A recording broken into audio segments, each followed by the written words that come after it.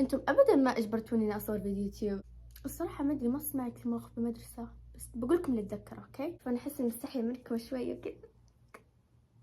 المهم، ونيجا شخصيتي بالمدرسه، انا عرفتوا الطالبه اللي كذا بس تسكت وغامضه وكذا وتقعد تحت الشباك.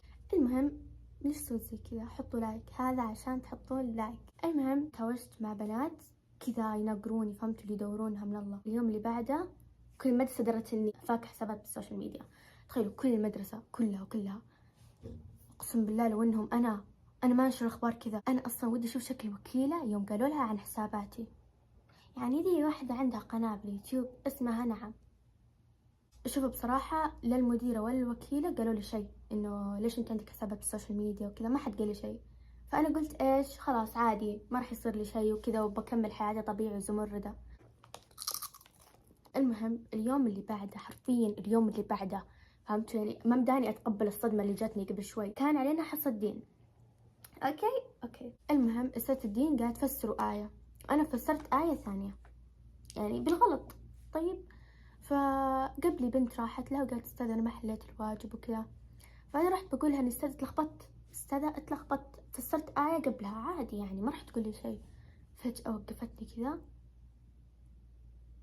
هذه السوشيال ميديا، هذه نتائج السوشيال ميديا. هذا ماله هذا؟ اقعد يا زلمه، مالك؟ هذا كثير هذا. روش. راحت قالت لي انت المفروض تاخذين صفر وما تدوش قاعده تهددني بدرجاتي.